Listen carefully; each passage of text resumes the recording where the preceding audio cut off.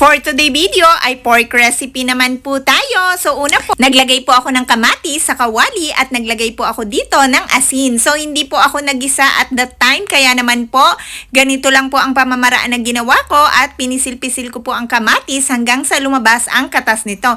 Then ilagay ko na po ang mga pork. Then nag-add po ulit ako ng asin para malagyan din po ang mga pork. Habang niluluto ko po ito ay binabaligtad ko po para po magpantay ang pagkakaluto dito. Then, pagkatapos naman po, nag-add ako ng water at pinakulaan ko po itong mga baboy hanggang matuyo po. Pero dahil po matigas pa po yung mga karne ng baboy, kaya nag-add po ulit ako ng water at pinakuluan ko lang po ulit hanggang lumambot po ang mga karne. Hanggang po matuyo ng ganito. Hinayaan ko lang pong maluto pa ng konti hanggang ma-absorb pa po ang mga water.